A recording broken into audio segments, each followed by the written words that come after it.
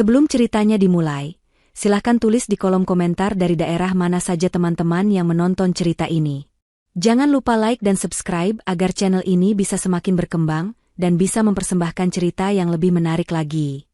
Langit Jakarta sore itu berwarna jingga pekat, warna yang sama dengan kelelahan yang menggelayut di pundak Sylvia.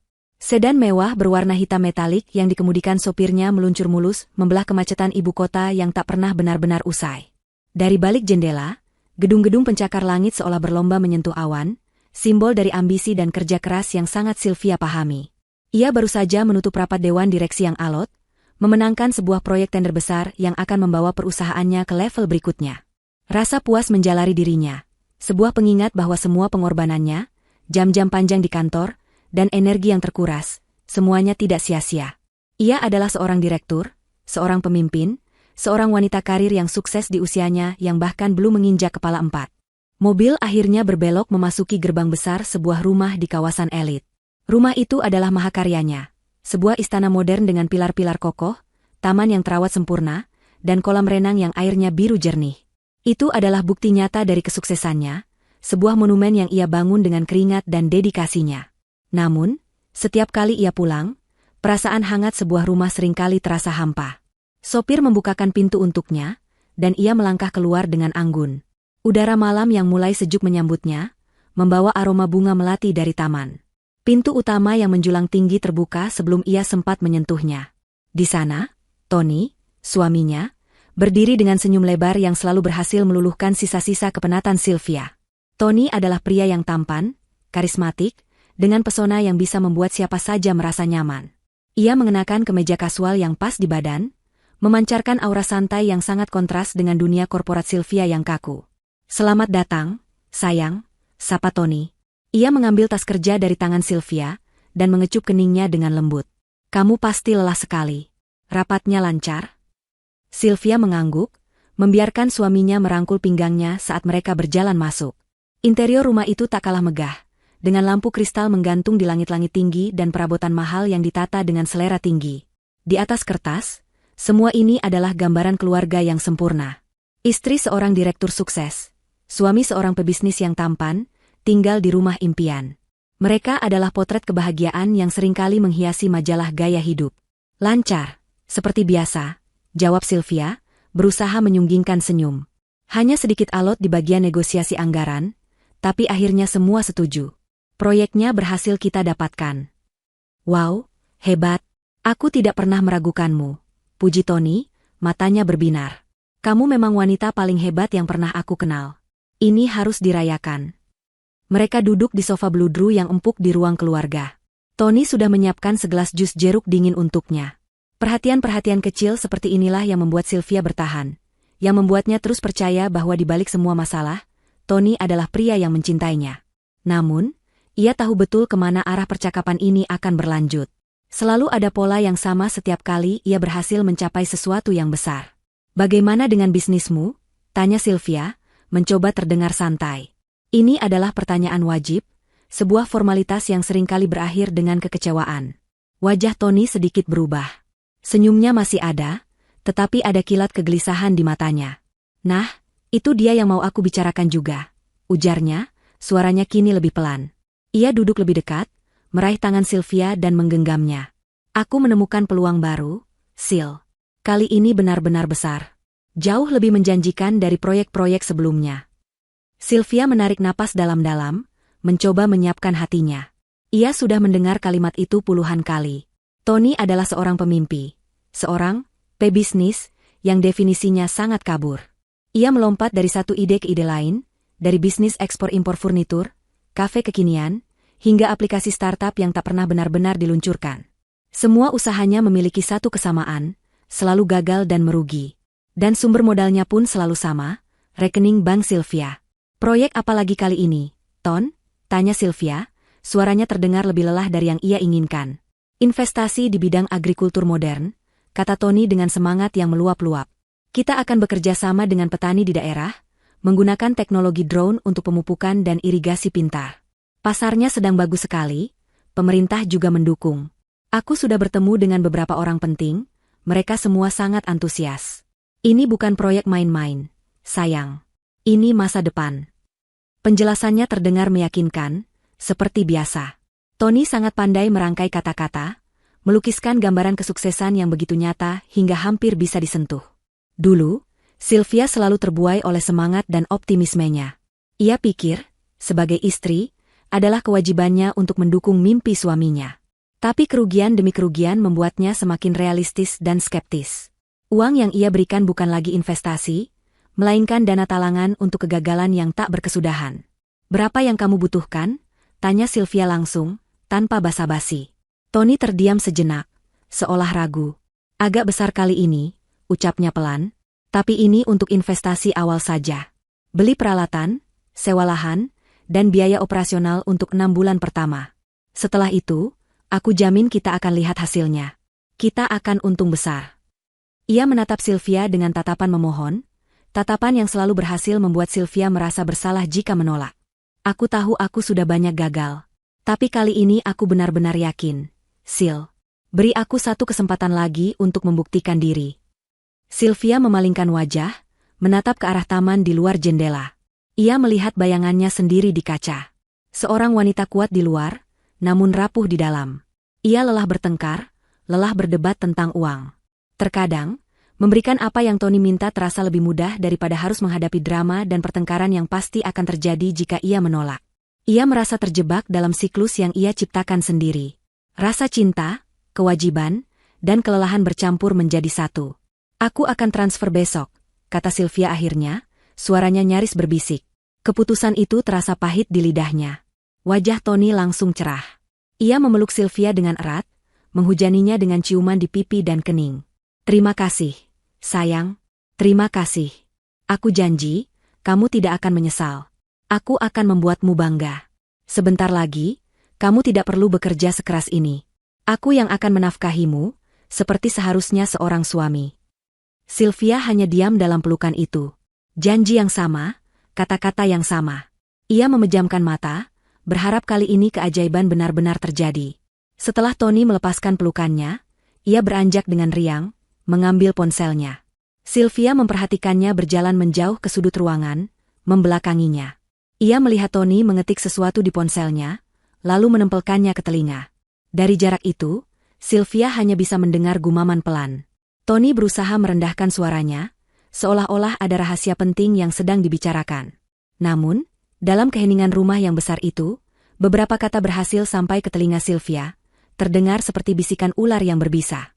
"Tenang, sayang," bisik Tony ke telepon. "Sudah beres.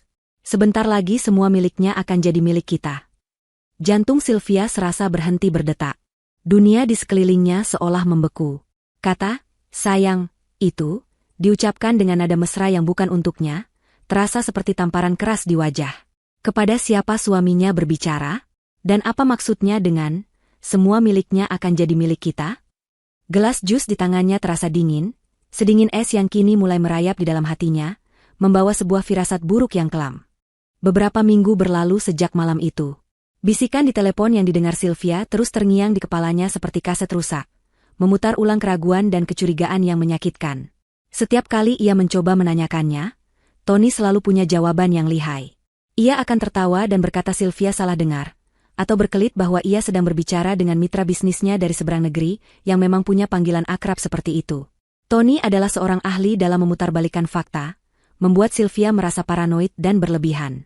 Untuk sementara, Sylvia memilih untuk percaya, atau lebih tepatnya, ia memilih untuk menekan keraguannya dalam-dalam demi menjaga kewarasannya dan kedamaian rumah tangganya. Namun, kedamaian itu hanyalah ilusi yang tipis. Proyek agrikultur modern yang digembar-gemborkan Tony tidak menunjukkan perkembangan apapun. Tidak ada laporan, tidak ada foto lahan, tidak ada kabar baik yang dijanjikan. Setiap kali Sylvia bertanya, jawabannya selalu sama, "Sabar, sayang. Semua butuh proses. Birokrasi, perizinan, semuanya memakan waktu." Alasan yang terdengar masuk akal, tetapi terasa hampa. Uang dalam jumlah besar telah ditransfer dari rekening Sylvia, menguap begitu saja ke dalam lubang hitam yang disebut bisnis Tony. Kecurigaan Sylvia yang sempat tertidur kembali terbangun oleh sesuatu yang lebih konkret daripada sekadar bisikan. Sebuah amplop berwarna coklat tiba di meja kerjanya, berisi laporan tagihan kartu kredit tambahan atas nama Tony, kartu yang terhubung dengan rekening utama Sylvia. Ia membukanya dengan perasaan tidak enak, dan apa yang ia lihat di dalamnya membuat perutnya mulas. Daftar transaksi itu seperti sebuah jurnal dari kehidupan lain yang tidak ia kenal. Ada tagihan dari sebuah restoran fine dining paling mahal di kota, pada tanggal di mana Tony mengaku sedang lembur untuk mengurus proposal bisnis. Ada pembelian sebuah kalung berlian dari butik perhiasan ternama, hadiah yang tidak pernah sampai ke leher Sylvia. Ada pula tagihan untuk beberapa malam di sebuah suite hotel mewah di puncak, pada akhir pekan di mana Tony berkata ia sedang melakukan survei lahan di luar kota. Setiap baris dalam laporan itu adalah sebuah kebohongan, sebuah pengkhianatan yang tercetak jelas dengan tinta hitam di atas kertas putih. Dada Sylvia terasa sesak. Udara di ruang kerjanya yang luas dan sejuk tiba-tiba terasa berat dan menyesakan. Ini bukan lagi soal uang yang hilang atau bisnis yang gagal. Ini adalah tentang kepercayaannya yang dihancurkan berkeping-keping. Siapa wanita yang makan malam dengannya? Siapa yang menerima kalung berlian itu? Siapa yang menemaninya di kamar hotel mewah itu? Pertanyaan-pertanyaan itu berputar-putar di kepalanya, menimbulkan rasa sakit yang menusuk. Malam itu, ia menunggu Tony pulang. Laporan tagihan kartu kredit itu ia letakkan di atas meja kopi, tepat di tengah ruangan, seperti sebuah bom waktu yang menunggu untuk meledak. Ketika Tony akhirnya masuk dengan senyum seperti biasa, senyum itu tampak seperti topeng yang mengerikan di mata Sylvia. "Hai, sayang. Maaf aku terlambat, ada?" "Jangan," potong Sylvia, suaranya dingin dan datar. "Jangan katakan ada rapat atau urusan bisnis. Aku sudah muak dengan semua kebohonganmu." Tony melihat amplop dan kertas tagihan di atas meja. Senyumnya langsung lenyap, digantikan oleh ekspresi kaget yang dengan cepat berubah menjadi defensif. "Ini apa? Kamu memeriksa tagihanku sekarang?" "Aku tidak perlu memeriksanya. Tagihan ini datang atas namaku," balas Sylvia, suaranya bergetar menahan amarah. "Jelaskan ini, Tony. Restoran mewah? Kalung berlian? Hotel? Siapa dia?" Tony tampak panik. Matanya bergerak liar, mencari-cari alasan. "Itu tidak seperti yang kamu pikirkan, Sil. Itu semua untuk bisnis.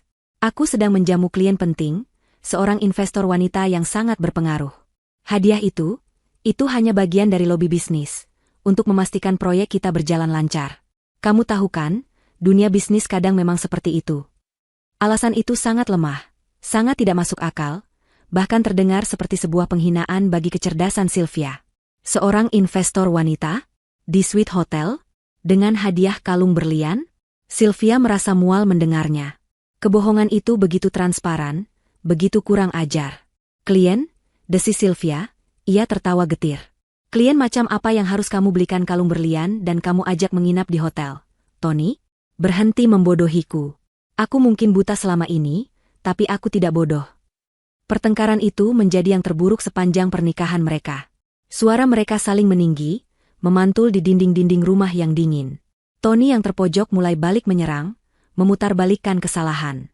Ia menyalahkan Sylvia yang terlalu sibuk dengan pekerjaannya, yang tidak pernah punya waktu untuknya, yang membuatnya merasa kesepian.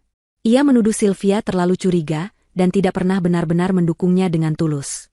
"Kalau saja kamu lebih perhatian sebagai istri, mungkin aku tidak perlu mencari kenyamanan di luar," teriak Tony pada puncaknya. Kata-kata itu menghantam Sylvia seperti sebuah bogem mentah. Jadi, ini semua salahnya? Kerja kerasnya untuk membangun kehidupan mereka, untuk menutupi semua kegagalan finansial Tony, semua itu kini dijadikan senjata untuk menyalahkannya. Malam itu, Sylvia merasa benar-benar sendirian. Pria yang ia nikahi, yang ia cintai, kini terasa seperti orang asing yang berbahaya. Pertengkaran berakhir tanpa solusi. Tony membanting pintu kamar dan tidur di kamar tamu. Sylvia duduk sendirian di ruang keluarga hingga larut malam, ditemani keheningan yang memekakan telinga.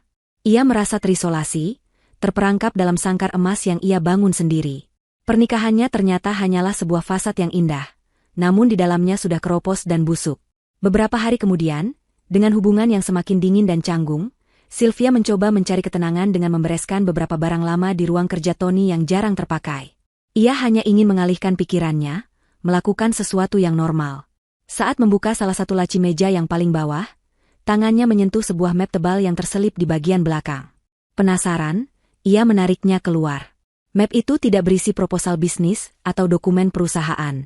Di dalamnya, tergeletak sebuah dokumen resmi dari perusahaan asuransi. Jantung Sylvia mulai berdebar kencang saat membaca judul dokumen tersebut, polis asuransi jiwa. Nama yang tertera sebagai tertanggung adalah namanya, Sylvia Anindita. Matanya bergerak cepat ke bawah, mencari detail pertanggungan. Angka yang tertulis di sana membuatnya terkesiap. Nilainya sangat besar, cukup untuk hidup mewah 7 turunan. Lalu, matanya sampai pada bagian yang paling penting, nama ahli waris. Hanya ada satu nama yang tertulis di sana dengan huruf tebal, Antonio Wijoyo. Tony. Napas Sylvia tercekat di tenggorokan. Ini bukan polis asuransi biasa yang mereka buat bersama saat awal menikah dulu. Ini polis baru, dibuat beberapa bulan yang lalu, tanpa sepengetahuannya. Nilai pertanggungannya jauh lebih besar dari polis yang lama. Dan ia, sang istri, tidak dijadikan ahli waris dalam polis asuransi jiwa Tony. Hanya Tony yang menjadi satu-satunya penerima manfaat jika sesuatu yang buruk terjadi padanya. Kecurigaan, tagihan kartu kredit, dan bisikan telepon malam itu tiba-tiba terhubung menjadi satu garis merah yang mengerikan. Ini bukan lagi sekadar perselingkuhan dan masalah uang. Ini adalah sesuatu yang jauh lebih gelap, jauh lebih terencana. Perasaan dingin merayap di punggungnya. Ancaman yang ia rasakan bukan lagi hanya pada hartanya, tetapi pada nyawanya. Ia menatap dokumen di tangannya dengan tatapan kosong. Di sudut polis itu, ada tanda tangan yang dipalsukan. Tanda tangan atas namanya. Gemetar, ia menyadari bahwa retak dalam pernikahannya bukanlah sekadar retak biasa. Itu adalah jurang menganga yang siap menelannya hidup-hidup. Keheningan rumah yang megah terasa menekan, seolah dinding-dinding tinggi itu ikut menahan napas. Sylvia duduk terpaku di lantai ruang kerja Tony, jemarinya yang gemetar masih memegang polis asuransi jiwa itu. Kertas di tangannya terasa dingin, sedingin teror yang menjalari tulang punggungnya. Setiap kata yang tercetak di dalamnya adalah vonis mati yang ditulis dengan rapi. Angka-angka pertanggungan yang fantastis, tanda tangannya yang dipalsukan dengan cermat, dan nama Tony sebagai satu-satunya ahli waris, semua itu bukan lagi sekadar kebetulan atau kecerobohan administrasi. Ini adalah sebuah rencana. Pikiran Sylvia berpacu, menyusun kepingan-kepingan puzzle yang selama ini berserakan. Bisikan mesra Tony di telepon malam itu, sebentar lagi semua miliknya akan jadi milik kita. Tagihan kartu kredit untuk wanita lain, bukan sekadar pelarian dari rasa sepi, melainkan investasi untuk seorang kaki tangan. Proyek-proyek fiktif yang tak pernah menghasilkan apa-apa, bukan lagi sekadar kegagalan bisnis, melainkan cara sistematis untuk menguras kekayaannya, mungkin untuk membiayai rencana akhir mereka.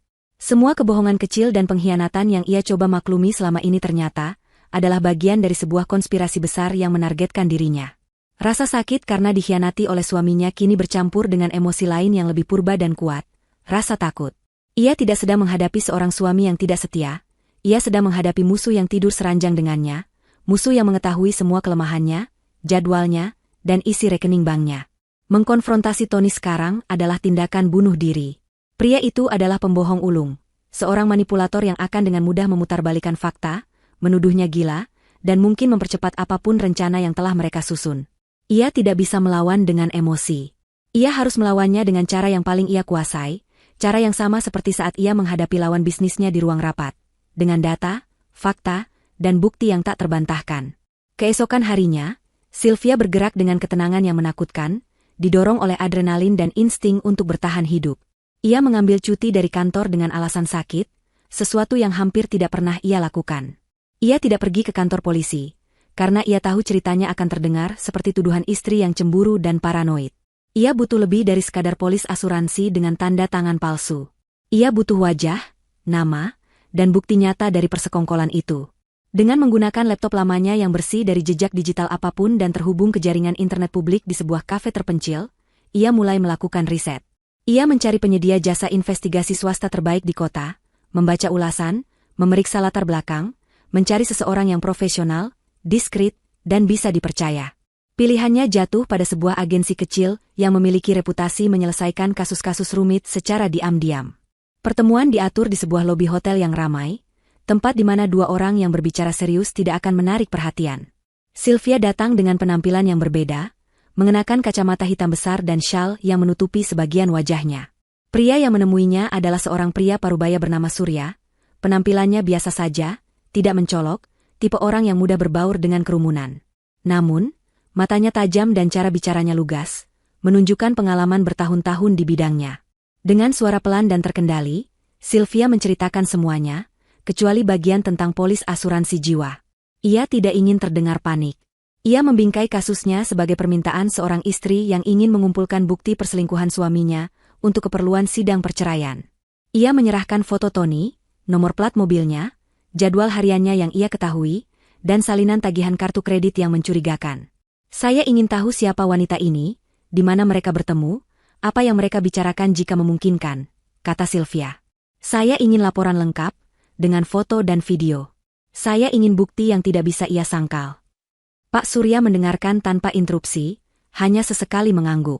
Saya mengerti, Bu, katanya setelah Sylvia selesai. Kami akan bekerja secepat dan sehati-hati mungkin. Suami ibu tidak akan tahu kalau dia sedang diawasi. Sylvia memberinya uang muka dalam amplop tebal berisi uang tunai. Tidak ada transfer, tidak ada jejak. Ini adalah transaksi hantu.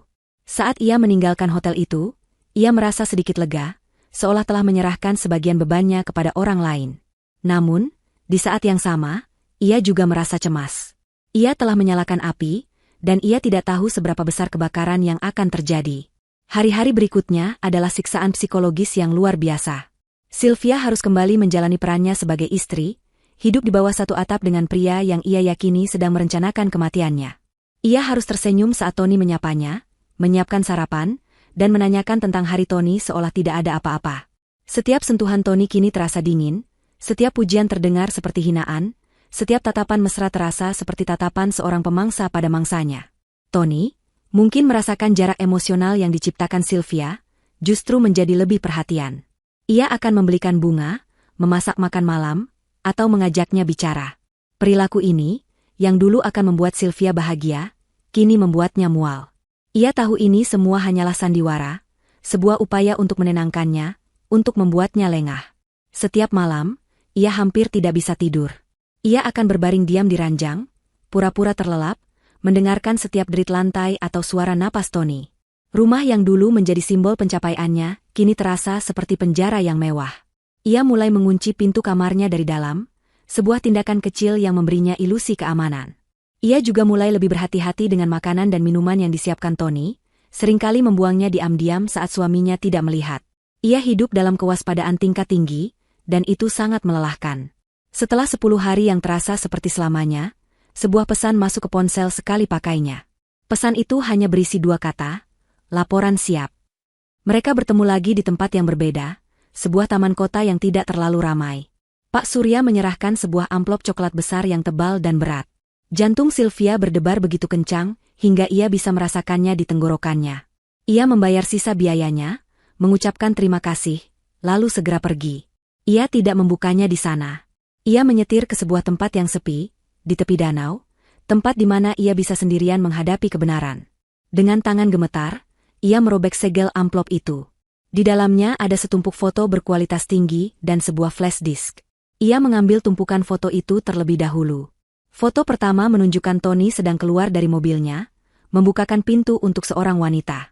Wanita itu tinggi, langsing, dengan rambut panjang tergerai dan pakaian yang modis. Wajahnya cantik, tetapi tatapan matanya tajam dan penuh perhitungan. Ini dia, wajah di balik bayangan. Sylvia membalik foto-foto itu satu persatu. Ada foto mereka sedang makan malam di restoran mewah yang sama dari tagihan kartu kredit, tertawa mesra di bawah cahaya lilin. Ada foto Tony memasangkan kalung berlian yang sama di leher wanita itu, dan wanita itu balas mencium pipinya. Ada foto mereka bergandengan tangan masuk lobi hotel yang megah, tanpa beban, seperti pasangan yang sedang dimabuk cinta.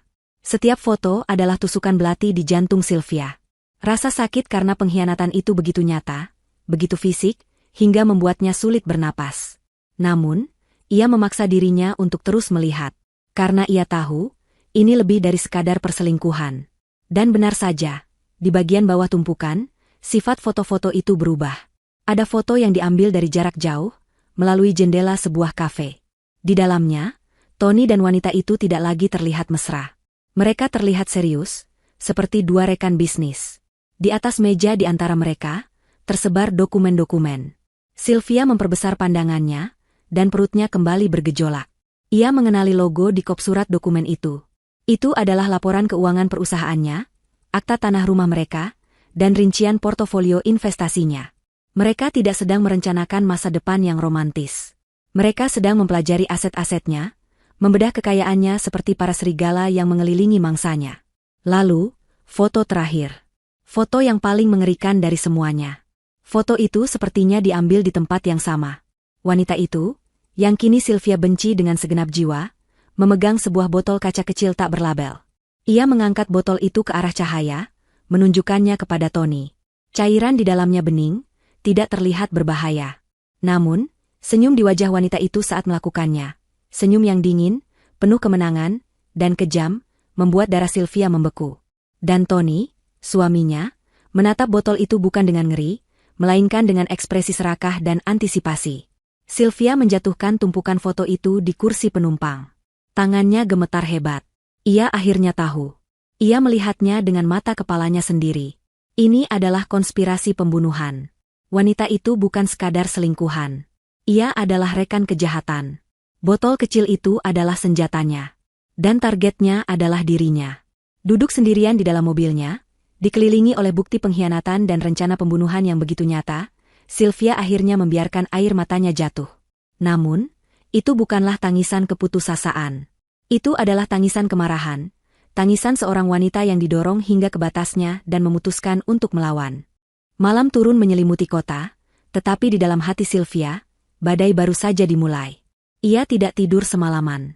Matanya menatap langit-langit kamarnya, sementara pikirannya memutar ulang gambar-gambar mengerikan dari amplop coklat itu. Wajah Siska, wanita selingkuhan suaminya, tersenyum licik sambil memegang botol kecil. Wajah Tony yang menatap botol itu dengan penuh keserakahan. Semua keraguan telah sirna, digantikan oleh kepastian yang dingin dan menakutkan. Ia tahu, jika ia tidak melakukan apa-apa, ia akan berakhir sebagai berita kematian di surat kabar, dengan cerita tragis tentang seorang direktur sukses yang meninggal mendadak karena sakit atau kecelakaan. Pagi harinya, sebuah keputusan terbentuk di benaknya. Keputusan yang mungkin gegabah, mungkin berbahaya, tetapi ia harus melakukannya. Ia tidak bisa lagi hidup dalam kepura-puraan. Ia tidak bisa lagi berbagi udara dengan monster yang mengenakan wajah suaminya. Ia perlu melihat topeng itu pecah, mendengar kebohongan itu hancur berkeping-keping di hadapannya. Ia akan mengkonfrontasi Tony. Bukan untuk mendapatkan pengakuan, karena ia tahu Tony tidak akan pernah mengaku. Ia melakukannya untuk dirinya sendiri, untuk merebut kembali kekuatannya, untuk menandai garis perang secara terbuka. Dengan tangan yang mantap, ia mengambil foto-foto hasil investigasi Pak Surya. Satu persatu, ia menyusunnya di atas meja makan kayu jati yang besar itu. Ia tidak menyusunnya dengan rapi.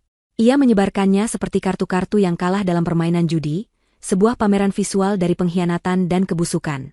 Foto-foto mesra, foto-foto transaksi perhiasan, foto-foto mereka masuk ke hotel, dan yang paling utama, foto-foto mereka mempelajari aset-asetnya, dengan foto Siska yang memegang botol kecil sebagai puncaknya. Meja makan yang biasanya menjadi tempat mereka berbagi cerita kini, telah berubah menjadi medan perang senyap. Kemudian, ia duduk di salah satu kursi, menghadap pintu masuk, dan menunggu. Ia merasa anehnya tenang. Ketakutan yang selama ini melumpuhkannya telah mengkristal menjadi amarah yang dingin. Ia bukan lagi korban yang gemetar, ia adalah seorang hakim yang menunggu terdakwa. Tak lama kemudian, ia mendengar suara mobil Tony memasuki garasi, diikuti oleh suara pintu yang terbuka. Langkah kakinya terdengar di lorong, riang seperti biasa. "Sil, aku pulang," seru Tony saat ia melangkah masuk ke ruang makan. "Aku bawa makan malam kesukaanmu." Suaranya mati seketika. Matanya terpaku pada pemandangan di atas meja makan. Wajahnya yang ceria langsung membeku. Sylvia bisa melihat perubahan itu dengan jelas. Kepanikan yang singkat melintas di matanya, sebelum ia dengan cepat menguasai diri dan memasang ekspresi kebingungan yang dibuat-buat. Ini apa?" tanya Tony, suaranya tegang. Ia berjalan mendekat, matanya memindai foto-foto itu satu persatu. "Menurutmu ini apa?" balas Sylvia, suaranya rendah dan tanpa emosi. "Ini adalah hasil investasiku yang terbaru. Jauh lebih menghasilkan daripada semua proyek agrikultur modern milikmu." Tony menelan ludah. Ia mengambil salah satu foto mesranya dengan Siska, lalu melemparnya kembali ke meja seolah foto itu panas. "Dari mana kamu dapat ini? Ini pasti rekayasa. Seseorang mencoba memfitnahku, menghancurkan rumah tangga kita." Ia memulai babak pertama dari sandiwaranya, penyangkalan total. "Oh, benarkah? Direkayasa?" Sylvia tertawa, tetapi tidak ada humor dalam suaranya. "Apakah tagihan kartu kreditmu juga direkayasa?" Kalung berlian yang tidak pernah kulihat, kamar hotel yang tidak pernah kuinjak, semuanya rekayasa, Tony. Melihat penyangkalannya tidak berhasil, Tony beralih ke taktik kedua, gaslighting, mencoba membuat Sylvia merasa bersalah. Jadi ini yang kamu lakukan di belakangku? Menyewa orang untuk memata-mataiku? Sejak kapan kamu jadi tidak percaya padaku? Sil, aku kecewa padamu. Rumah tangga macam apa ini jika tidak ada lagi kepercayaan? Kepercayaan? Sylvia berdiri, suaranya mulai meninggi. Kamu bicara tentang kepercayaan? Kepercayaan itu sudah kamu hancurkan berkeping-keping. Tony, jangan coba-coba membalikkan ini seolah ini salahku. Ia mengambil foto di mana Tony dan Siska sedang mempelajari dokumen-dokumen keuangannya. Ia melemparkannya ke depan Tony. Jelaskan ini. Klien macam apa yang perlu mempelajari semua aset pribadiku? Rencana bisnis apa yang membutuhkan akta tanah rumahku? Tony terdiam, terpojok. Wajahnya pucat. Ia tidak punya jawaban untuk itu. Dan Sylvia memberikan pukulan terakhir. Dan jangan lupakan ini, katanya. Suaranya nyaris berbisik saat ia menunjuk foto Siska yang memegang botol kecil. Apa ini? Vitamin untuk klienmu? Atau sesuatu untuk membantuku? Beristirahat, selamanya agar kamu dan wanita itu bisa menikmati semua hasil kerja kerasku. Penyebutan botol itu, dan polis asuransi jiwa yang tersirat di dalamnya, adalah pemicunya. Topeng Tony akhirnya retak. Ekspresi kebingungan dan sakit hatinya yang palsu lenyap, digantikan oleh sesuatu yang dingin dan mengerikan. Pesonanya hilang, hanya menyisakan kekosongan yang kejam di matanya. Pria yang berdiri di hadapan Sylvia sekarang adalah orang asing. Kamu pikir kamu pintar, ya? Desis Tony, suaranya berubah, lebih dalam dan mengancam. Tidak ada lagi panggilan, sayang. Saat itulah, seolah diatur oleh takdir yang kejam, ponsel Tony berdering. Melodi ceria dari ponsel itu terdengar sangat tidak pantas dengan suasana tegang di ruangan itu. Tony melirik layar ponselnya, lalu tersenyum sinis pada Sylvia. Dengan gerakan menantang, ia menjawab panggilan itu, matanya tidak pernah lepas dari wajah Sylvia. Ya, halo, katanya ke telepon. Ia mendengarkan sejenak. Sylvia bisa menebak siapa yang menelepon. Ada sedikit masalah, lanjut Tony, suaranya tenang dan dingin. Tapi jangan khawatir. Aku yang urus. Ia menutup telepon tanpa menunggu jawaban. Tindakan itu adalah sebuah deklarasi. Ia tidak lagi bersembunyi. Ia secara terbuka mengakui keberadaan, masalah, itu dan kaki tangannya. Ia ingin Sylvia tahu bahwa mereka adalah sebuah tim, dan Sylvia adalah targetnya. Rasa takut mencoba merayap kembali ke dalam diri Sylvia, tetapi amarahnya lebih kuat. Ia telah mendapatkan apa yang ia inginkan. Ia telah melihat wajah asli suaminya. Keluar, kata Sylvia, suaranya terdengar lebih kuat dari yang ia duga. Tony tertawa mengejek. Kamu mengusirku dari rumahku sendiri? Rumah ini dibeli dengan uangku. Setiap batunya, setiap perabotnya, dibeli dengan hasil kerja kerasku, sementara kamu sibuk menghabiskan uangku dengan perempuan itu. Teriak Sylvia, menunjuk ke arah foto Siska. Jadi ya, aku mengusirmu dari rumahku. Keluar. Sekarang. Terjadi pertarungan tatapan yang sengit. Tony sepertinya menimbang-nimbang pilihannya. Akhirnya, dengan decihan jijik, ia berbalik. Ia menyambar kunci mobilnya dari meja kecil di dekat pintu. Ia berjalan ke pintu, tetapi berhenti tepat di ambang pintu. Ia menoleh ke belakang, menatap Sylvia untuk terakhir kalinya dengan tatapan yang penuh kebencian murni. Kamu akan menyesal melakukan ini, Sylvia, katanya, mengucapkan nama Sylvia seolah itu adalah sebuah kutukan. Kamu akan kehilangan segalanya. Ancaman itu tidak lagi terselubung. Itu adalah sebuah janji yang gamblang dan menakutkan. Pintu pun terbanting menutup, meninggalkan keheningan yang berat di belakangnya. Sylvia berdiri sendirian di tengah ruang makan, dikelilingi oleh puing-puing pernikahannya. Konfrontasi itu telah berakhir, tetapi ia tahu, perang yang sesungguhnya baru saja dimulai. Ia segera berlari ke pintu dan menguncinya, lalu mengunci semua jendela, tubuhnya gemetar bukan lagi karena amarah, tetapi karena kesadaran penuh bahwa nyawanya kini benar-benar dalam bahaya. Pintu yang terbanting menutup itu meninggalkan gaung yang memekakan di dalam rumah yang luas. Untuk waktu yang lama, Sylvia hanya berdiri mematung. Napasnya tersengal seolah ia baru saja berlari maraton. Ancaman terakhir Tony, kamu akan kehilangan segalanya, berputar-putar di benaknya, bukan lagi sebagai gertakan seorang suami yang marah, tetapi sebagai sebuah proklamasi perang. Keheningan yang menyergap setelahnya terasa lebih menakutkan daripada pertengkaran mereka yang paling sengit sekalipun.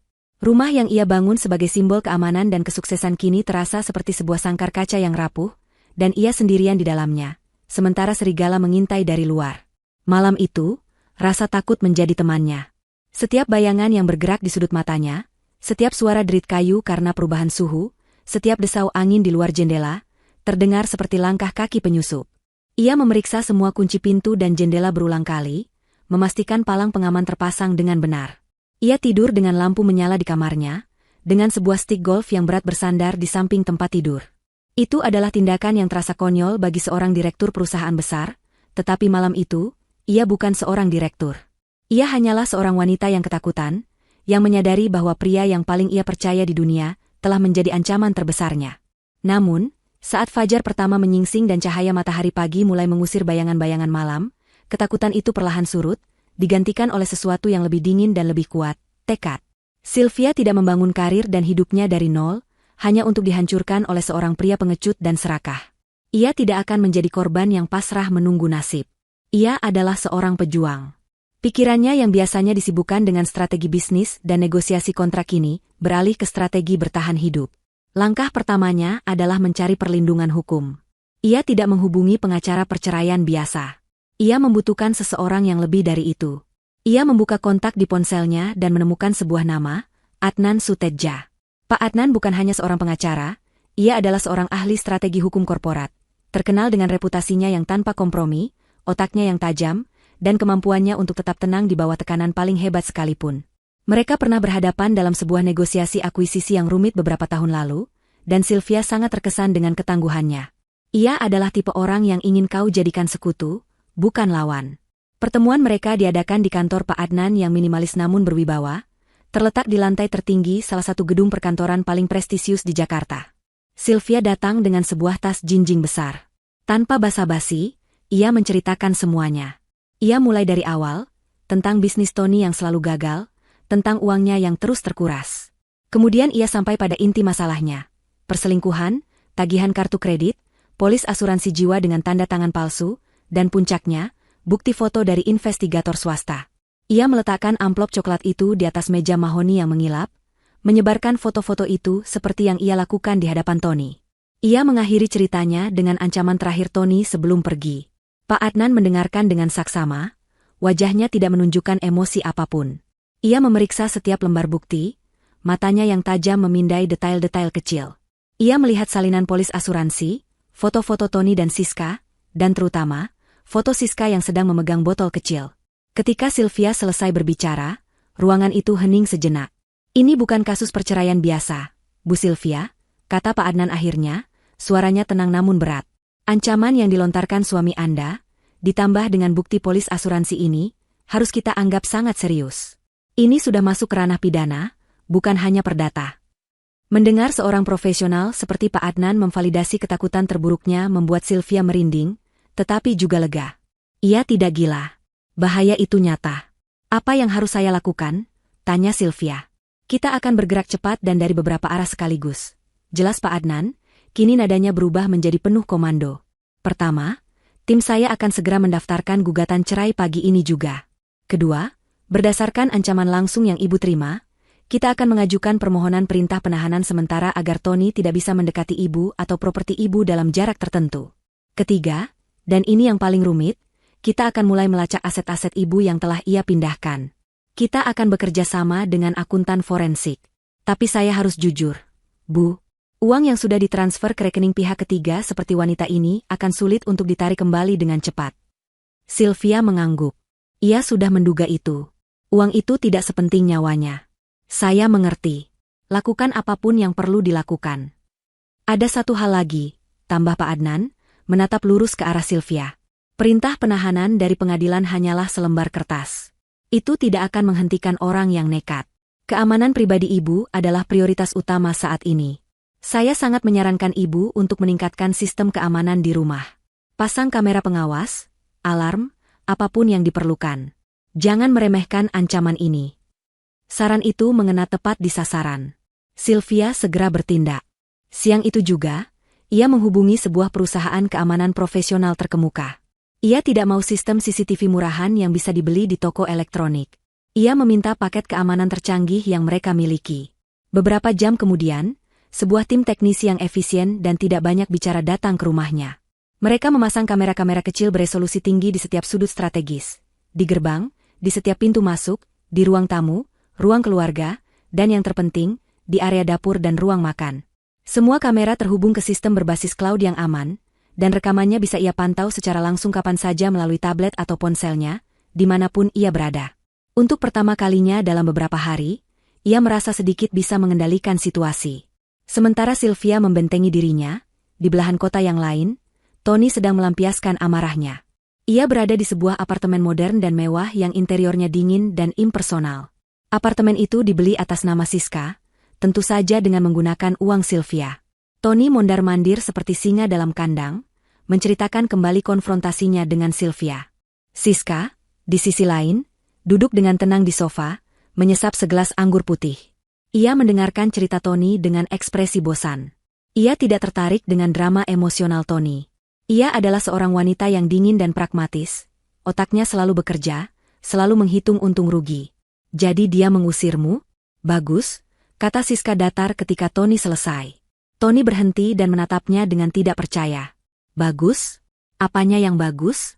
Dia tahu segalanya, Siska. Dia punya foto-foto kita. Rencana kita hancur. Siska tersenyum tipis, senyum yang tidak pernah mencapai matanya. Rencana kita tidak hancur, Tony. Rencana kita hanya perlu dipercepat. Cara lambat dengan menguras rekeningnya sedikit demi sedikit sudah berakhir. Dia sudah waspada.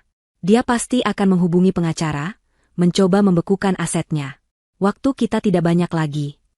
Ia berdiri dan berjalan mendekati Tony, meletakkan tangannya di dada pria itu. Dengar, katanya dengan suara lembut yang memikat, ini adalah kesempatan. Dia marah, emosional, dan sekarang dia sendirian di rumah besar itu. Kita harus beralih ke solusi akhir, dan kita harus melakukannya sekarang. Tony tampak ragu. Tapi bagaimana? Dia tidak akan membiarkanku masuk rumah itu lagi. Tentu saja dia akan membiarkanmu masuk, bisik Siska. Kamu tidak akan datang sebagai suami yang marah. Kamu akan datang sebagai pria yang hancur, patah hati, dan penuh penyesalan. Kamu akan memohon maaf. Kamu akan menangis jika perlu. Kamu akan bilang kalau aku telah memanipulasimu dan kamu sudah meninggalkanku. Kamu akan memainkan peran sebagai korban, peran yang selalu kamu mainkan dengan sangat baik. Rencana itu mulai terbentuk di mata Siska yang dingin. Kamu hanya perlu masuk ke dalam rumah itu. Kamu hanya perlu satu kesempatan untuk memberinya minuman, perdamaian, dari kita. Setelah itu, semua penderitaan ini akan berakhir. Dan semua miliknya akan menjadi milik kita. Malam itu, saat Sylvia duduk sendirian di ruang kerjanya, ia membuka tabletnya dan menyalakan monitor CCTV. Ia melihat gambar-gambar dari berbagai sudut rumahnya. Semuanya tampak tenang. Lorong yang kosong, ruang tamu yang sunyi, gerbang depan yang tertutup rapat. Untuk sesaat, ia merasa aman, terlindungi oleh teknologi. Tiba-tiba, sebuah notifikasi muncul di layarnya, disertai dengan suara bip yang pelan. Sensor gerak di kamera gerbang depan telah aktif. Jantung Sylvia berdebar kencang saat ia memperbesar gambar itu. Sebuah mobil yang sangat ia kenal baru saja berhenti tepat di depan gerbang rumahnya. Lampu depannya menyorot tajam ke arah kamera. Beberapa detik kemudian, pintu pengemudi terbuka. Tony melangkah keluar, wajahnya tampak lelah dan sedih di bawah cahaya lampu jalan. Ia berjalan perlahan ke arah interkom gerbang. Sylvia menatap layar tabletnya dengan napas tertahan. Ia tidak tahu bahwa pria di luar gerbang itu tidak datang sendirian. Ia datang membawa sebuah rencana baru yang jauh lebih keji, sebuah skenario yang ditulis oleh wanita licik di apartemennya. Ia tidak tahu bahwa kepulangannya malam itu adalah awal dari babak terakhir permainan mereka yang mematikan. Sylvia, tolong, buka pintunya. Aku hanya ingin bicara. Suara Tony terdengar melalui interkom, serak dan penuh keputusasaan. Sylvia menatap wajah suaminya di layar monitor. Pria itu tampak berantakan. Rambutnya acak-acakan, kemejanya kusut, dan dari sorot kamera beresolusi tinggi, Sylvia bisa melihat jejak air mata di pipinya. Itu adalah gambaran seorang pria yang hancur. Namun, di benak Sylvia, peringatan keras dari Pak Adnan terus terngiang. Jangan berkomunikasi dengannya. Jangan beri dia celah. Dengan jari gemetar, Sylvia menekan tombol bicara. Pergi, Tony, katanya, suaranya terdengar lebih tegas daripada perasaannya yang sebenarnya. Tidak ada lagi yang perlu dibicarakan. Pengacaraku yang akan menghubungimu. Tidak, Sil, kumohon, balas Tony, suaranya kini terdengar seperti isak tangis. Aku tidak peduli dengan pengacara atau harta. Aku hanya peduli padamu. Aku sudah melakukan kesalahan terbesar dalam hidupku. Wanita itu, Siska, dia telah memanipulasiku. Dia memanfaatkan kelemahanku. Tapi semua sudah berakhir. Aku sudah mengusirnya dari hidupku. Aku bersumpah. Sylvia mendengarkan dalam diam. Setiap kata yang diucapkan Tony adalah persis seperti yang telah ia duga. Sebuah sandiwara penyesalan. Namun, harus ia akui, penampilan Tony sangat meyakinkan. Pria itu selalu memiliki bakat sebagai aktor. Ia bisa membuat kebohongan yang paling busuk sekalipun terdengar, seperti pengakuan dosa yang tulus. Aku tahu aku tidak pantas dimaafkan, lanjut Tony. Kini ia menempelkan keningnya di gerbang besi itu, sebuah gestur keputusasaan total. Aku tidak memintamu untuk menerimaku kembali. Aku hanya ingin minta maaf secara langsung, menatap matamu dan mengatakan betapa menyesalnya aku. Setelah itu, aku akan pergi dari hidupmu selamanya. Kumohon, Sil, beri aku 5 menit saja. Hati Sylvia terbelah. Logikanya berteriak bahwa ini adalah jebakan, sebuah trik murahan. Tetapi bagian lain dari dirinya, bagian kecil yang masih menyimpan sisa-sisa kenangan dari pria yang pernah ia cintai, merasakan sedikit keraguan. Bagaimana jika, kemungkinannya sekecil apapun, ia benar-benar menyesal? Menghadapi penyesalannya secara langsung terasa seperti sebuah penutupan yang ia butuhkan. Namun, bayangan botol kecil di tangan Siska dengan cepat mengenyahkan pikiran itu. Sudah terlambat, Tony, kata Sylvia akhirnya, suaranya dingin. Sekarang pergilah sebelum aku menelepon polisi. Ia mematikan interkom, memutus suara isak tangis Tony yang dibuat-buat. Di layar monitor, ia melihat Tony berdiri terpaku selama beberapa saat, sebelum akhirnya berbalik dengan lesu, masuk ke mobilnya, dan pergi. Sylvia menarik napas lega, tetapi hatinya terasa berat. Pertunjukan tadi, meskipun ia tahu itu palsu, berhasil menguras emosinya. Beberapa hari berlalu dalam ketegangan yang senyap. Surat panggilan sidang cerai telah dikirimkan oleh tim Pak Adnan. Tidak ada kabar lagi dari Tony. Sylvia mulai merasa sedikit lebih tenang, seolah ancaman terburuk telah berlalu. Ia mulai fokus pada pekerjaannya lagi, mencoba menata kembali hidupnya yang berantakan. Ia berpikir mungkin Tony akhirnya menyerah dan menyadari bahwa permainannya telah berakhir. Ia salah besar. Tony tidak menyerah, ia hanya mengubah strateginya, menggunakan senjata lain yang tidak pernah Sylvia perhitungkan. Sore itu, saat sedang memeriksa beberapa dokumen di rumah, ponselnya berdering. Nomor yang tidak dikenal. Awalnya ia ragu untuk menjawab, tetapi akhirnya ia mengangkatnya. Halo? Sylvia? Nak, ini ibu. Jantung Sylvia serasa mencelos. Suara itu adalah suara ibu mertuanya, Ibunda Tony. Seorang wanita sederhana dan baik hati yang tinggal di kota kecil di Jawa Tengah. Wanita itu selalu sangat baik padanya, menganggapnya seperti putrinya sendiri. Hubungan mereka selalu hangat. Ibu, ada apa? Ibu baik-baik saja? Tanya Sylvia, firasatnya langsung menjadi tidak enak. Ibu baik, nak. Jawab suara di seberang, tetapi terdengar bergetar dan penuh kekhawatiran. Tapi Tony, ibu khawatir sekali dengannya. Dia menelepon ibu kemarin sambil menangis. Katanya kalian sedang ada masalah besar. Dia bilang kamu mengusirnya dari rumah. Dia terdengar sangat putus asa, nak. Dia bilang dia tidak bisa hidup tanpamu. Sylvia memejamkan mata, kepalanya pening. Tentu saja. Ini adalah langkah Tony berikutnya. Memainkan kartu simpati, menggunakan ibunya sendiri sebagai pion. Ibu, ceritanya tidak sesederhana itu, kata Sylvia hati-hati, memilih kata-katanya agar tidak menyakiti wanita tua itu. Kami memang sedang ada masalah yang sangat serius. Ibu tahu, setiap rumah tangga pasti ada masalahnya. Sela ibu mertuanya dengan cepat. Tapi tidak bisakah diselesaikan baik-baik? Tony itu anak yang baik. Dia hanya kadang-kadang suka salah langkah. Dia sangat mencintaimu, Sylvia. Ibu mohon, jangan menyerah padanya. Bicaralah dengannya. Kemudian, ibu mertuanya mengucapkan kalimat yang membuat dunia Sylvia seakan runtuh. Ibu sudah beli tiket. Besok pagi ibu akan ke Jakarta. Ibu akan tinggal beberapa hari untuk membantu kalian bicara, menengahi semuanya. Sebuah jebakan telah dipasang dengan sempurna, dan Sylvia baru saja melangkah masuk ke dalamnya. Apa yang bisa ia katakan? Haruskah ia menceritakan kebenarannya pada wanita tua yang rapuh ini? Haruskah ia berkata, Bu, anakmu yang baik itu berselingkuh, mencuri uangku, dan mungkin sedang merencanakan untuk membunuhku?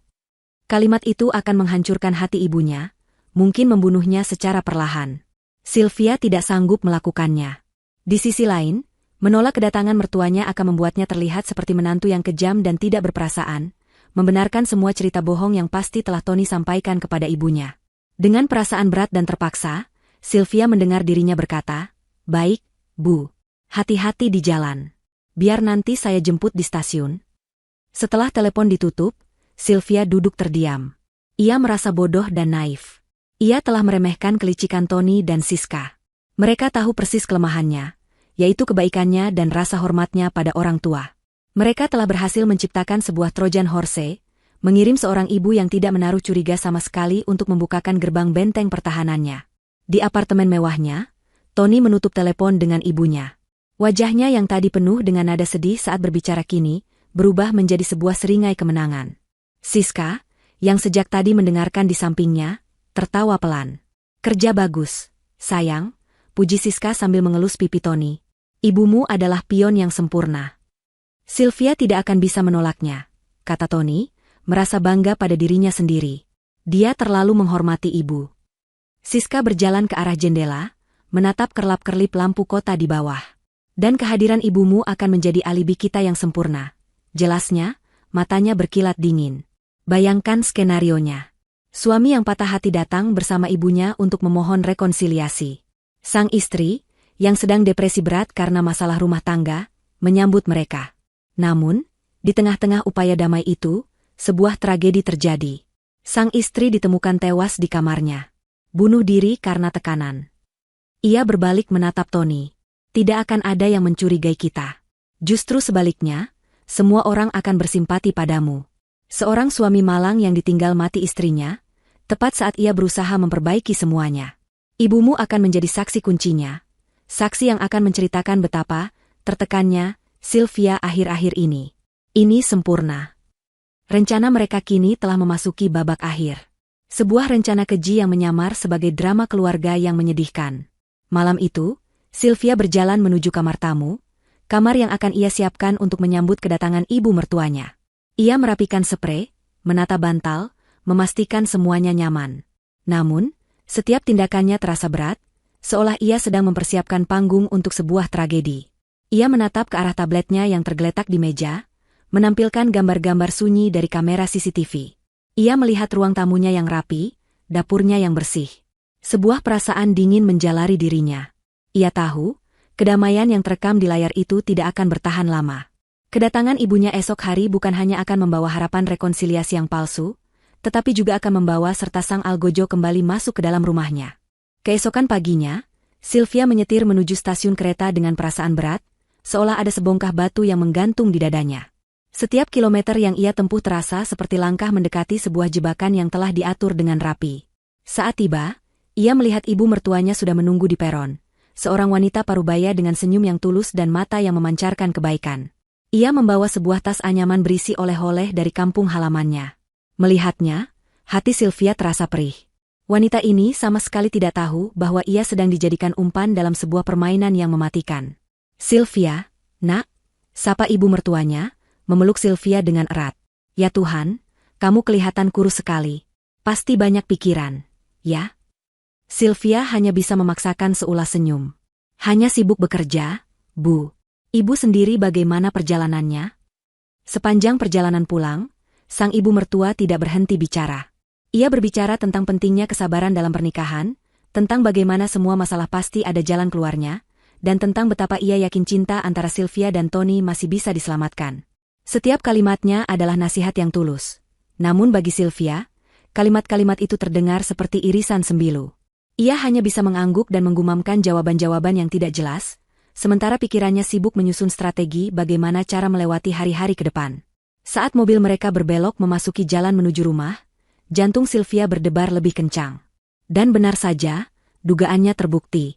Sebuah mobil yang sangat ia kenal terparkir tidak jauh dari gerbang. Di samping mobil itu, Tony berdiri menunggu. Ia mengenakan kemeja bersih dan wajahnya dipasangi ekspresi penuh harap dan kerinduan. Skenario mereka berjalan sempurna. Begitu mobil Sylvia berhenti, Tony langsung menghampiri. Ia mengabaikan Sylvia dan langsung memeluk ibunya. "Ibu, kenapa tidak bilang-bilang mau datang?" tanyanya, seolah-olah ini adalah sebuah kejutan. "Ibu harus datang. Ibu tidak bisa membiarkan rumah tangga anak ibu hancur begitu saja," kata sang ibu, menepuk-nepuk punggung putranya. Ia lalu menatap Sylvia dan Tony bergantian. "Ayo, sekarang kita masuk ke dalam. Kita bicara baik-baik sebagai keluarga." Sebuah perintah yang tidak bisa ditolak. Dengan berat hati, Sylvia membuka gerbang otomatisnya. Jebakan itu telah berhasil ditembus. Tony melangkah masuk kembali ke dalam rumah itu, membuntuti ibunya, dengan senyum kemenangan tipis yang hanya bisa dilihat oleh Sylvia saat ibunya tidak memperhatikan. Pintu rumah tertutup di belakang mereka, dan Sylvia merasa seolah pasokan oksigen di dalam rumahnya tiba-tiba berkurang drastis. Suasana di dalam rumah terasa sangat canggung dan penuh kepura-puraan. Ibu mertuanya duduk di antara mereka di sofa ruang keluarga, berusaha mencairkan suasana dengan cerita-cerita lucu tentang masa kecil Tony. Tony memainkan perannya dengan sempurna. Ia duduk dengan kepala tertunduk, sesekali melirik Sylvia dengan tatapan penuh penyesalan. Ia berbicara dengan suara pelan, mengakui bahwa ia telah hilaf dan salah jalan, tetapi bersumpah bahwa Sylvia adalah satu-satunya wanita dalam hidupnya. Ia adalah potret suami yang bertobat. Sylvia, di sisi lain, merasa seperti sedang menonton pertunjukan teater yang buruk. Ia hanya diam, memberikan jawaban singkat jika ditanya. Sikapnya yang dingin dan menjaga jarak justru membuatnya tampak seperti pihak yang keras kepala di mata ibu mertuanya, yang terus-menerus memintanya untuk membuka hati dan memberi Tony kesempatan kedua. "Lihatlah dia, Sil," kata sang ibu sambil menunjuk Tony. "Dia benar-benar menyesal. Cobalah maafkan dia, nak. Demi kebaikan kalian berdua." Sylvia merasa terpojok. Ia sadar betul bahwa setiap penolakannya hanya akan membuatnya terlihat semakin buruk. Sementara itu, kewaspadaannya berada di tingkat tertinggi. Ia mengamati setiap gerakan Tony. Ketika Tony menawarkan untuk mengambilkannya minum, ia menolak dengan halus. "Terima kasih, aku tidak haus." Ketika Tony menawarkan camilan, ia menggeleng. "Aku sudah makan tadi." Ia tidak akan membiarkan pria itu memberinya apapun. Pertarungan tanpa suara ini sangat menguras energinya. Hari itu terasa sangat panjang. Setiap menitnya dipenuhi oleh ketegangan yang tak terlihat. Sylvia merasa lelah luar biasa, bukan lelah fisik, tetapi lelah mental karena harus terus-menerus bersandiwara sambil tetap waspada. Menjelang sore, ia akhirnya tidak tahan lagi. Ia butuh ruang untuk bernapas, untuk menyendiri walau hanya sejenak. "Maaf, Bu, Ton," katanya sambil berdiri. "Ada beberapa email pekerjaan penting yang harus saya balas.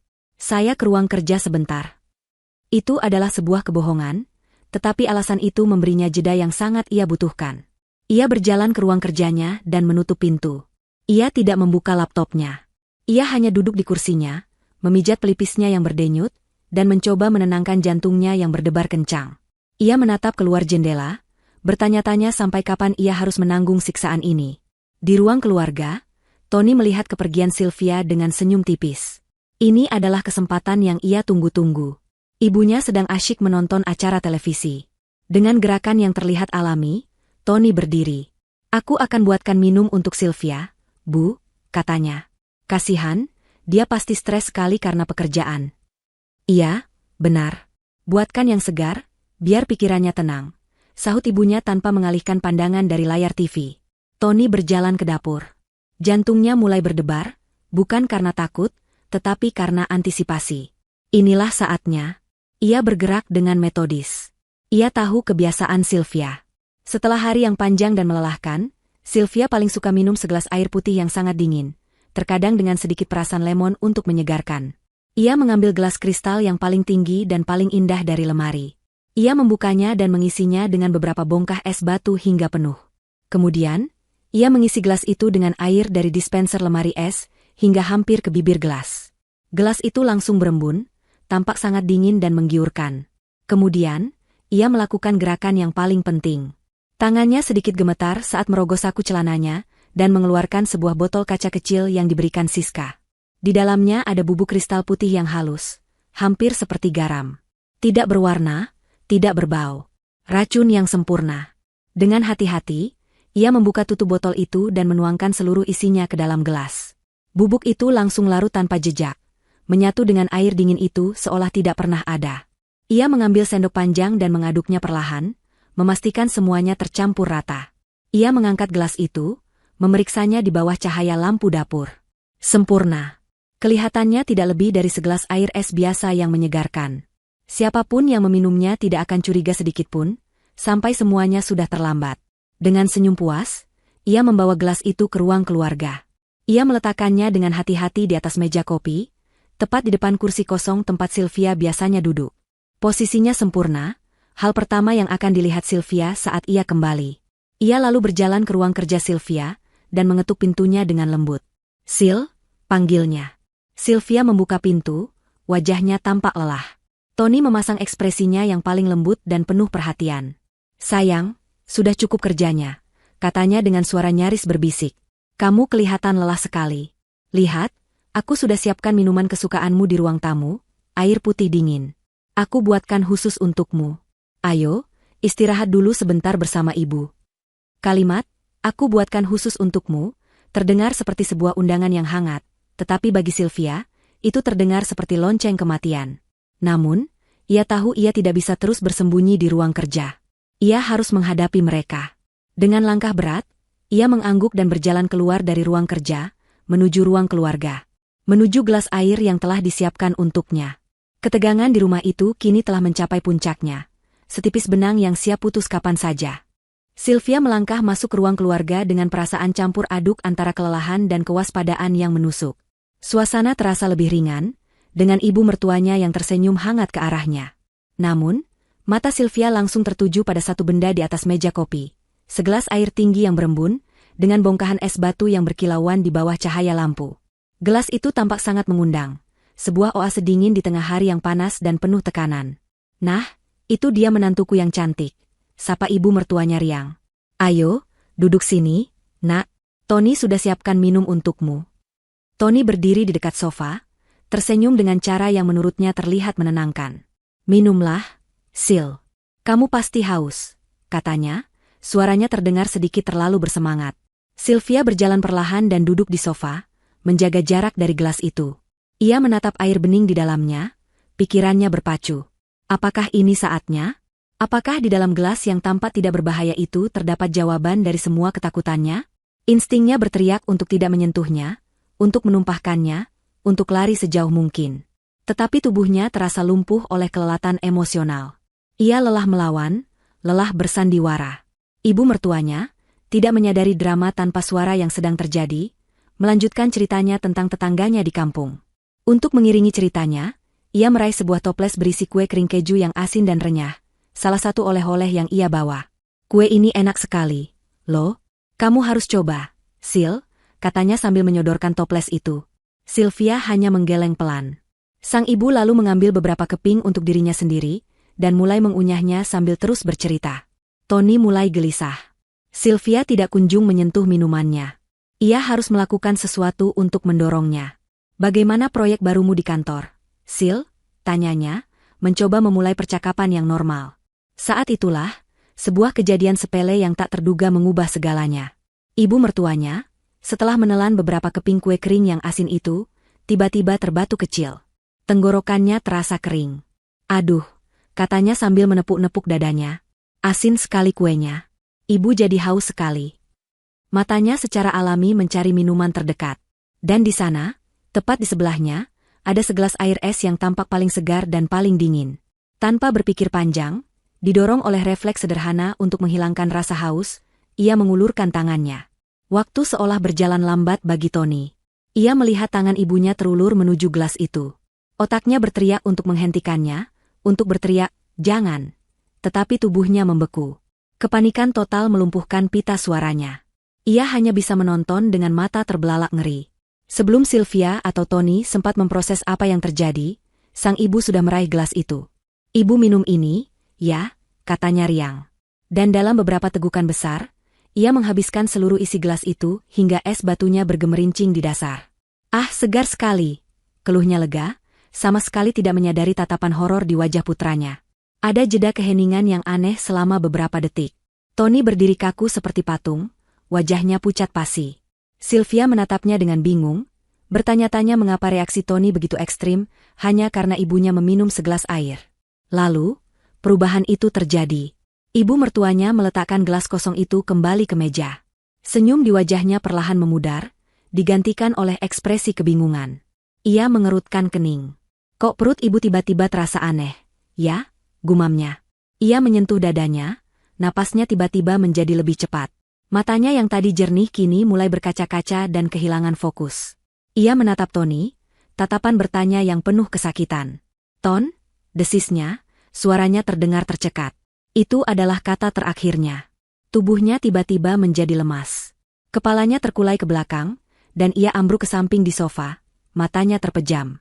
Kejadian selanjutnya adalah ledakan kekacauan. Sylvia, meskipun terkejut, langsung bereaksi. Ia melompat dari kursinya, menghampiri ibu mertuanya dan mengguncang bahunya dengan panik. "Bu, ibu, bangun, bu," teriaknya. Ia memeriksa denyut nadinya, yang terasa sangat lemah dan tidak teratur. Tony, di sisi lain, tetap membeku selama beberapa saat, pikirannya kosong karena syok dan rasa bersalah yang luar biasa. Ibunya. Ia baru saja membunuh ibunya sendiri. Cairan yang ia siapkan untuk istrinya kini mengalir di pembuluh darah wanita yang telah melahirkannya. Realita itu menghantamnya seperti palu godam. Namun, di tengah gelombang horor itu, instingnya yang paling dasar dan paling busuk mengambil alih. Insting untuk bertahan hidup, untuk melarikan diri dari konsekuensi. Ia tahu ia sudah tamat. Sidik jarinya ada di gelas itu. Ia yang membuat minuman itu. Kecuali ia bisa menemukan orang lain untuk disalahkan. Saat Sylvia dengan panik merogoh tasnya, mencari ponsel untuk menelepon ambulans, Tony akhirnya bergerak. Dengan raungan yang terdengar seperti suara binatang yang terluka, ia melompat ke arah Sylvia. Ia mencengkeram lengan Sylvia dengan kasar, matanya menyala dengan kebencian dan keputusasaan. "Apa yang sudah kamu lakukan?" teriaknya, suaranya bergema di seluruh ruangan. Wajahnya basah oleh air mata yang kini mengalir deras, perpaduan antara kesedihan yang tulus dan sandiwara yang keji. Sylvia menatapnya, benar-benar tercengang oleh tuduhan yang tidak masuk akal itu. "Apa maksudmu? Kita harus menelepon ambulans."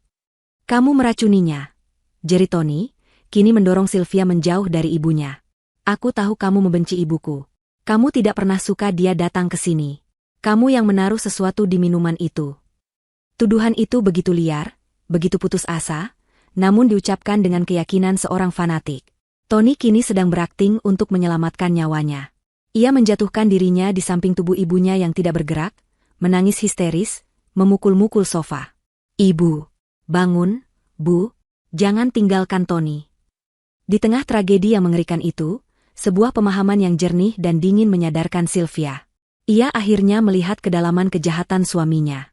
Bahkan pada saat yang paling kelam ini, setelah menyebabkan kematian ibunya sendiri, pikiran pertamanya bukanlah penyesalan, melainkan bagaimana cara menjebak orang lain. Ambulans sedang dalam perjalanan, sirenenya meraung dari kejauhan, semakin lama semakin keras, mendekat seperti genderang nasib. Tony terus meraung dan menuduh, sementara Sylvia berdiri di tengah ruangan, gemetar, memegang ponselnya. Ia menatap wajah suaminya yang menangis, dan untuk pertama kalinya, ia tidak melihat kesedihan. Ia hanya melihat monster yang terpojok, yang siap melakukan apa saja untuk melarikan diri, bahkan jika itu berarti menari di atas makam ibunya sendiri. Pertarungan belum berakhir. Justru telah memasuki babak yang paling gila dan paling berbahaya. Sirene ambulans yang memekakan telinga berhenti tepat di depan gerbang, membanjiri rumah yang tadinya sunyi dengan cahaya biru dan merah yang berputar-putar. Beberapa saat kemudian, tim paramedis bergegas masuk, diikuti oleh 2 orang polisi yang raut wajahnya tampak tegang. Mereka memasuki sebuah adegan kekacauan yang sempurna. Di satu sisi, ada Tony, yang sedang meraung-raung histeris di samping tubuh ibunya yang terkulai di sofa. Air mata dan ingus membasahi wajahnya. Ia adalah gambaran seorang anak yang hatinya hancur lebur. Jarinya terus menunjuk ke arah Sylvia dengan gemetar. Di sisi lain, ada Sylvia, yang berdiri kaku di tengah ruangan. Wajahnya pucat, matanya kosong karena syok, dan tangannya masih memegang ponsel dengan erat. Bagi orang luar, ia tampak dingin, tidak terpengaruh, dan sangat kontras dengan suaminya yang berduka. Dia yang melakukannya, isak Tony kepada polisi pertama yang mendekatinya. Dia menaruh sesuatu di minuman ibu.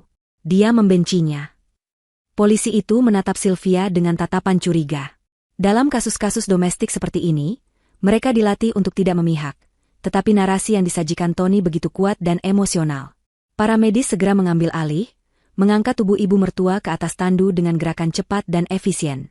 Saat mereka membawanya keluar, Tony mencoba mengikuti, tetapi polisi menahannya.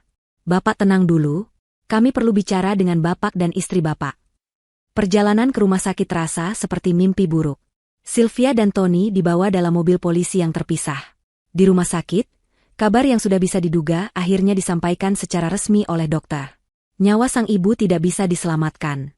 Penyebab kematiannya, menurut pemeriksaan awal, adalah keracunan oleh substansi kimia yang bekerja sangat cepat dan agresif. Kasus ini resmi menjadi investigasi pembunuhan. Di sebuah ruangan tunggu yang steril dan berbau disinfektan, seorang detektif senior bernama Pak Irawan memulai interogasinya. Ia berbicara dengan Tony terlebih dahulu. Dengan kemampuan akting yang luar biasa, Tony menceritakan versinya dengan detail yang menyayat hati. Ia melukiskan gambaran tentang Sylvia sebagai seorang wanita dingin yang gila kerja, yang merasa terganggu dengan kedatangan ibunya.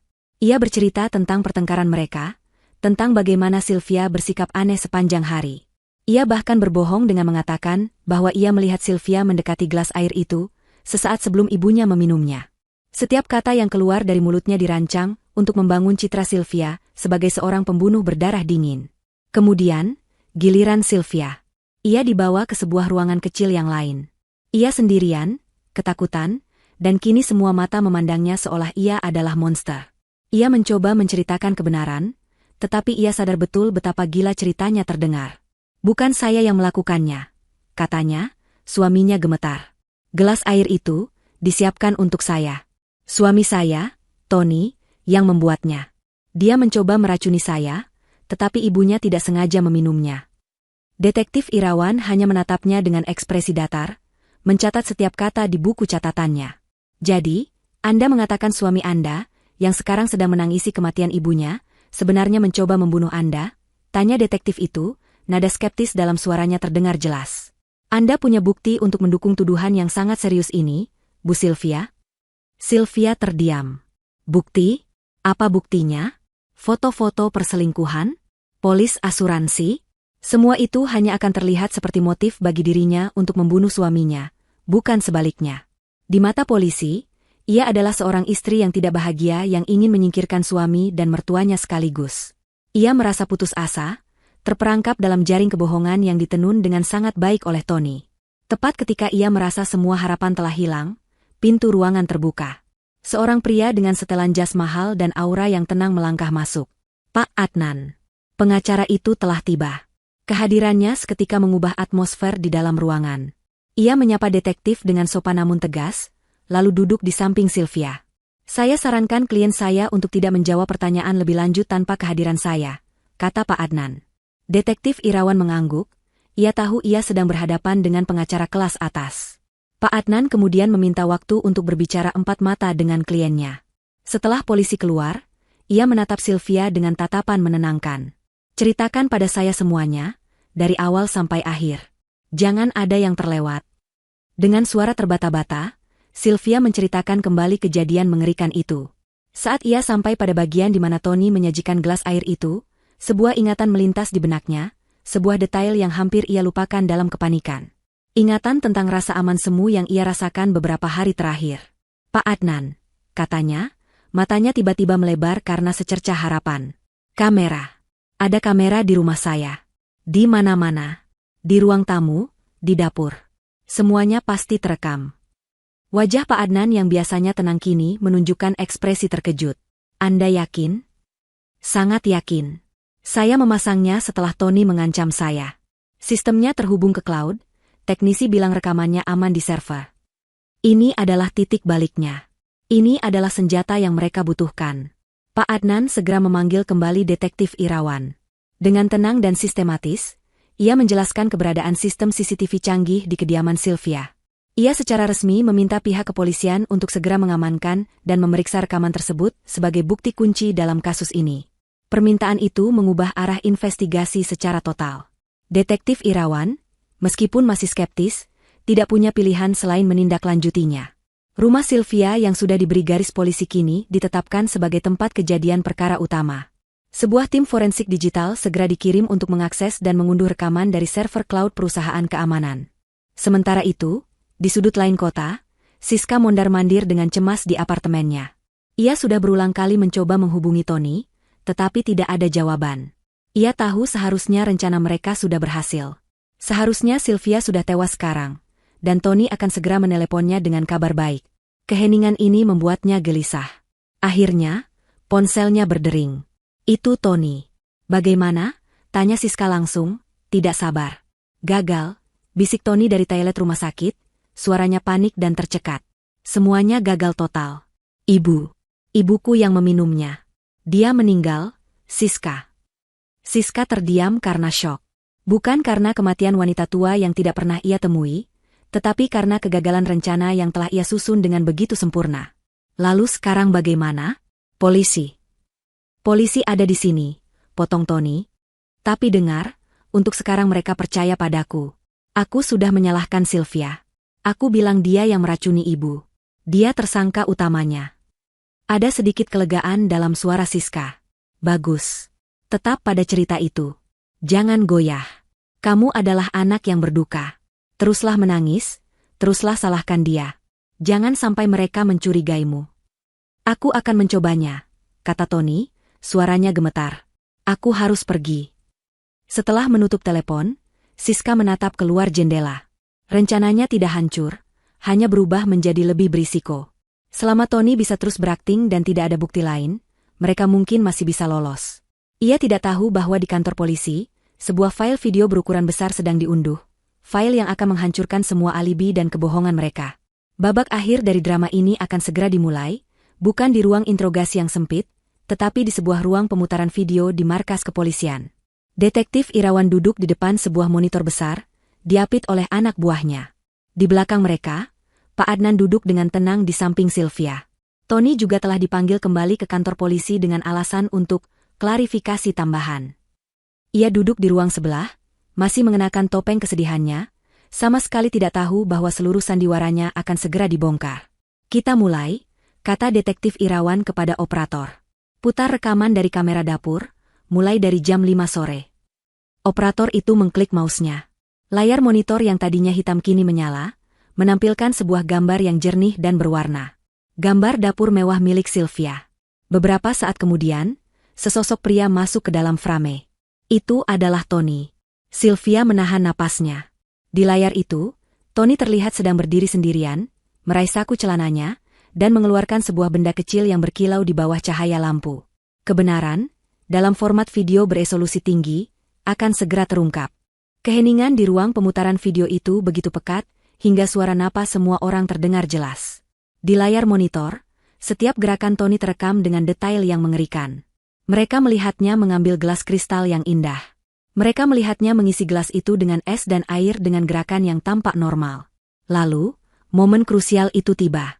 Kamera, yang dipasang di sudut langit-langit, merekam dengan jelas saat Tony mengeluarkan botol kecil dari sakunya. Tidak ada keraguan. Mereka melihatnya membuka tutup botol itu, menuangkan isinya yang berupa bubuk putih ke dalam gelas, lalu mengaduknya dengan sendok panjang hingga larut sempurna. Setiap orang di ruangan itu, terutama Sylvia, sedang menonton persiapan sebuah pembunuhan. Video tidak berhenti di situ.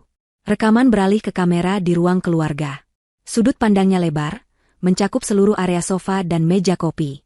Mereka melihat Tony masuk dan meletakkan gelas beracun itu di atas meja, tepat di depan kursi yang biasa diduduki Sylvia. Mereka menyaksikan seluruh sandiwara yang terjadi selanjutnya. Kedatangan Sylvia, percakapan canggung yang dimediasi oleh ibu mertua, dan momen fatal ketika sang ibu meraih gelas itu dan meminumnya hingga tetes terakhir. Kamera itu menangkap semuanya. Ekspresi horor murni di wajah Tony saat menyadari kesalahannya yang tak terhingga. Kepanikan yang melumpuhkannya selama beberapa detik. Lalu, transformasi yang paling mengerikan. Mereka melihat dengan jelas bagaimana ekspresi ngerinya berubah menjadi kelicikan yang putus asa saat ia mulai berteriak dan menuduh Sylvia yang kebingungan. Rekaman itu adalah bukti yang absolut dan tak terbantahkan. Itu bukan hanya membuktikan Tony bersalah, tetapi juga menunjukkan betapa keji dan manipulatifnya ia, yang bahkan tega memfitnah istrinya atas kematian ibunya sendiri. Detektif Irawan menekan tombol jeda. Ia memutar kursinya dan menatap Sylvia. Tidak ada lagi kecurigaan di matanya, hanya rasa hormat dan mungkin sedikit rasa bersalah. Saya minta maaf, Bu Sylvia, katanya pelan. Anda telah melalui mimpi buruk.